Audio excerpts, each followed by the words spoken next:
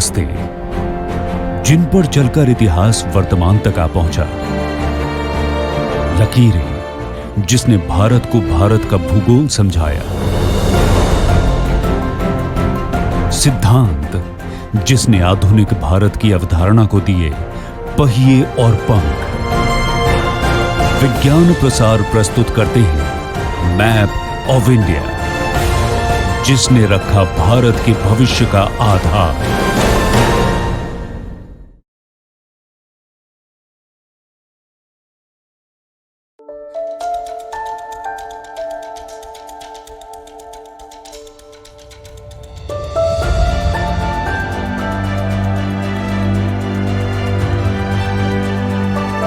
दुनिया और दुनिया का भूगोल, इसमें रहने वाले करोड़ों लोग, उनकी भाषा, उनका पहनावा, उनके काम और विनिमय का तरीका।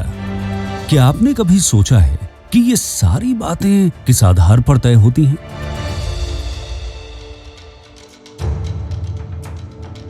ये सब तय होता है उनके क्षेत्र और सरहदों से, मैदानी भाग से पहाड़ी इलाकों तक जाने वाले रास्तों से, और जमीन से टकराती समंदर की लहरों से। कालांतर में भी किसी भी संस्कृति और सभ्यता के क्षेत्रीय निर्धारण के लिए मानचित्र यानी कि मैप का इस्तेमाल किया जाता रहा है। मैप बनाने की गूढ़ प्रक्रिया, जिसे कार्टोग्राफी कहते हैं, प्राचीन यूनानी काल से ही शुरू हो गई थी। ईसा से 350 वर्ष पूर्व अरस्तु काल के यूनानी दार्शनिकों के पास पृथ्वी की वास्तविक भौगोलिक संरचना की समझ विकसित हो चुकी थी, और तब से ही पूरे विश्व में भूगोल वेत्ताओं के बीच कार्टोग्राफी की यह प्रक्रिया प्रचलित होती चली गई।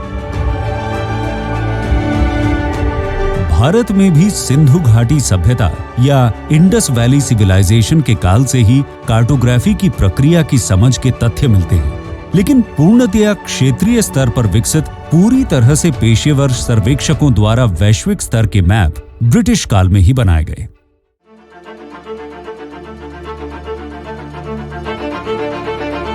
सत्रहवीं सदी के मध्य में भारत के इन विश्व स्तरीय मैप को विकसित करने में ग्रेट ट्रिग्नोमेट्री सर्वे यानी कि महान त्रिकोणमिति सर्वेक्षण का इस्तेमाल किया गया था। सन 1764 में बक्सर की लड़ाई के बाद जब ब्रिटिश ईस्ट इंडिया कंपनी ने देश में खुद को पूरी तरह से स्थापित कर लिया, तब उन्हें इस उपमहाद्वीप में व्यापार, राजस्व वसूली, सुरक्षा और सैन्य संचालन के दृष्टिकोण से एक विश्व स्तरीय मैप और सर्वेक्षण की आवश्यकता पड़ रही थी। इसी आधार पर वर्ष 1767 में भारत के मानचित्र के सर्वेक्षण के लिए द सर्वे ऑफ इंडिया का गठन किया गया। ईस्ट इंडिया कंपनी के अंतर्गत आने वाले द सर्वे ऑफ इंडिया द्वारा समुद्र तल से ऊंचाई और अन्य मानकों के आधार पर किए गए सर्वेक्षण का डेटा आज भी दक्षिणी और पूर्वी एशियाई क्षेत्रों में इस्तेमाल किया जाता है।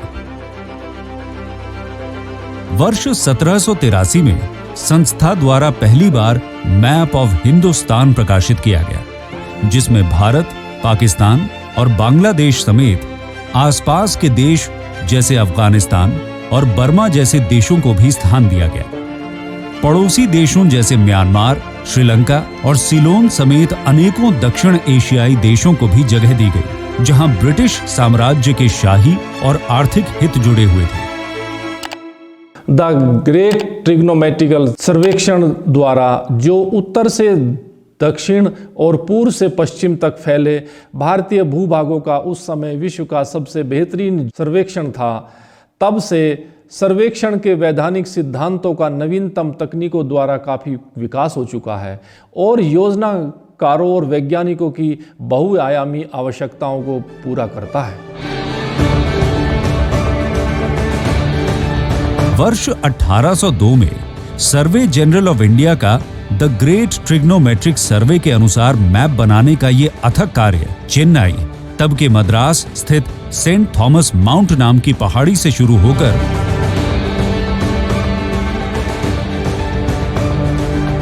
मसूरी तक विस्तृत था। वर्ष 1802 से 1841 तक 4 दशकों के अथक प्रयासों के बाद अनुमान है कि इस अवधारणा को साकार करने के क्रम में जितने भारतीय लोगों की जानें गईं, उतने भारतीय लोगों की जानें विश्व युद्ध 1 और 2 को मिलाकर भी नहीं गईं। ऐतिहासिक दृष्टिकोण से देखें तो भारतीय मानचित्र तैयार करने की इस पूरी प्रक्रिया द्वारा आधुनिक भारत के निर्माण की आधारशिला रखी गई।